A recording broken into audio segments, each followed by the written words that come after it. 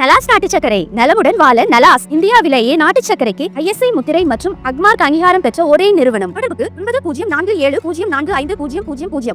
திருக்குறள் குறித்து TNPSC தேர்வில் கேட்கப்பட்ட ஒரு கேள்வியில் மொழிபெயர்ப்பு செய்யப்பட்ட விதம் சர்ச்சையை ஏற்படுத்தியுள்ளது. தமிழ்நாடு அரசு பணியாளர் தேர்வாணையம் ஒருங்கிணைந்த தொழில்நுட்ப பணிகளுக்கான தேர்வை நடத்தியது. தொழில்நுட்ப பாடங்களுக்கான தேர்வு ஆகஸ்ட் 4ஆம் தேதி முதல் 10ஆம் தேதி வரை நடந்தது.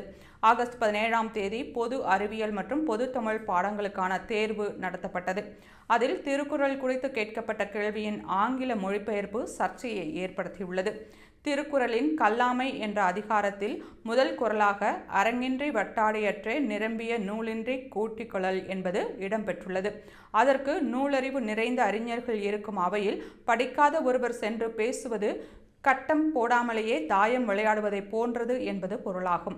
இந்த குறளின் பொருளை கேள்வியாக கேட்டு அதற்கு 4 திருக்குறளின் வரிகள் பதில்களாக கொடுக்கப்பட்டன. அதில் உளரென்னும் மாத்திரையார் அல்லால் பயவக் களரினையார் கல்லாதவர் என்ற குறளின் வரியும் ஒரு பதிலாக கொடுக்கப்பட்டது. இந்த குறளுக்கு கல்லாதவரின் உடம்பில் உயிர் மட்டுமே இருக்கிறது, மற்றபடி அவர்கள் எந்த பயனும் இல்லாத விவசாயம் செய்ய முடியாத உவர் நிலத்திற்கு ஒப்பானவர்கள் என்பது பொருளாகும். இந்நிலையில் அந்த கேள்விக்கு ஆங்கில மொழிபெயர்ப்பு செய்யப்பட்ட விதம் சர்ச்சையை ஏற்படுத்தியுள்ளது. மார்பகம் இல்லாத ஒரு பெண் பாலியல் உறவுக்கு ஆசைப்படுவது என்று அந்த குறளுக்கு ஆங்கில மொழிபெயர்ப்பு செய்யப்பட்டுள்ளது. TNPSC நடத்தும் தேர்வுகளில் கேள்வியில் ஏதேனும் தவறு இருந்தால் ஆங்கில மொழிபெயர்ப்பில் இருக்கும் கேள்வியே சரியானதாக கருதப்படும் என்ற விதி இருக்கிறது. ஆனால் ஆயிரக்கணக்கான அரசு தேர்வு ஆர்வலர்கள் எழுதும் ஒரு தேர்வில் ஆங்கில மொழிபெயர்ப்பிலேயே TNPSC தவறு செய்திருப்பது சர்ச்சையை ஏற்படுத்தியுள்ளது.